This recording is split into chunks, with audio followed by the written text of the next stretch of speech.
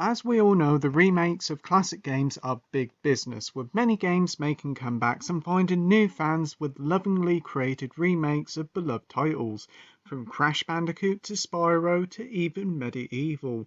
But one of the oddest games to get a remake was 2005's Destroy All Humans.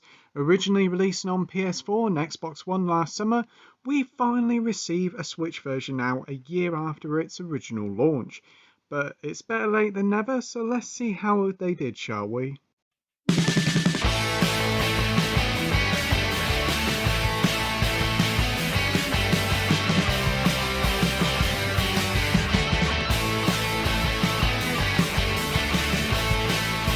Right, straight up, we're going to be talking about what most people want to hear about a Switch port, and that's the technical side of things.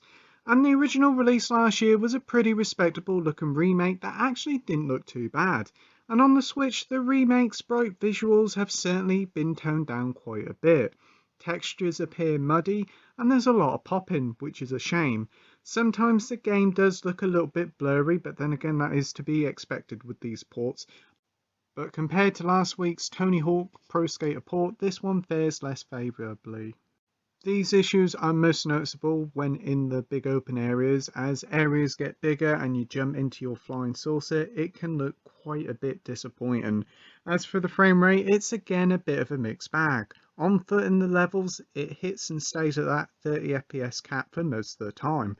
But in later levels, where there's a lot of explosions and things going off, the frame rate tanks in both play modes to the low 20s, and it can be very off-putting. There's also an issue here with the load times, as these can be quite long, but to be fair, they were also long on the PS4 as well. On to the actual game now, and originally released all the way back in 2005, Destroy All Humans was a pretty big success for publisher THQ and saw quite a few entries in the late noughties. It saw series protagonist Crypto, a small little alien on his journey to destroy all humans in many different adventures. The series kinda just fell out of favour with the gamers at the start of the 2010s after some pretty poor entries, but this game is a full up from the grounds remake of the original 2005 sort of cult classic.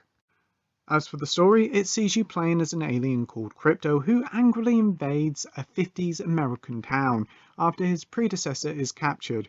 So Crypto has a rampage throughout the town, literally destroying all humans and whatever's in his way. It's a daft story that's mostly played for laughs, and it's a parody of the 50s America with classic B-movie tropes. The script is very tongue-in-cheek and is often rather funny at times, though there is times where the script can feel a bit dated, at times, as tastes have certainly changed since 2005. Gameplay side of things now, and if you played the original game all the way back in 2005, then you've got a good idea on how it plays. It sees you going through 20 odd different levels, completing many different tasks that mostly see you causing destructions and messing about with the daily lives of the humans. The levels themselves are pretty basic in their design, and the tasks you'll be pulling off are quite simplistic, but nevertheless quite fun to do. There's plenty of dumb fun here, as the combat itself delivers a decent enough time. You have a variety of weapons and abilities, from an electric gun, telekinesis, allowing you to throw people and objects all over the place, to the quite hilarious anal probe, which is certainly something. All these abilities and weapons can be upgraded, allowing you to perform more powerful moves and the like if you want to. When not in missions, you're free to explore the several different areas of the game's worlds, and they're essentially mini open world areas filled with collectibles to nab, challenges to complete, or you can just go on a rampage if you wish. Each areas have challenges that sees you doing races or causing a huge amount of destructions. It's similar things like that, and they're pretty fun. On to the length now, and Destroy All Humans is a pretty short experience, taking you a good 6 to 8 hours to reach the game's conclusion if you just focus on the game's mainline missions. The mainline missions themselves are actually pretty short, only taking you about 15 to 20 minutes to complete each. If you want to complete the game and get that elusive 100%, then you're talking about a good 15 to 20 hours. Because you got to do all the open world activities, the hidden collectibles, and each level has up to 3 side challenges to complete, so there's a decent amount to do. Is there any other things that I'm not really keen on? Well, the game, as I said, feels a bit dated in terms of the gameplay, but it does have its moments, like when you're blowing stuff up. There's also issues with the game suffering from some pretty hefty and frequent difficulty spikes. It's quite odd, and it's a shame they didn't fix this. Also, another issue here is that some missions put you in some forced stealth sections, and these are pretty rubbish and not fun at all.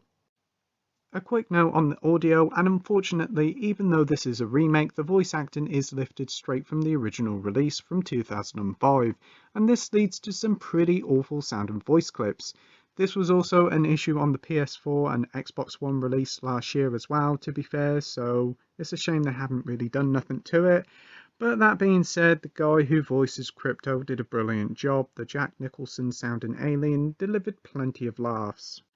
Conclusion time now, and Destroy All Humans finally arrives on the Switch after all this time and remains to be a fairly fun and enjoyable, if slightly dated, remake.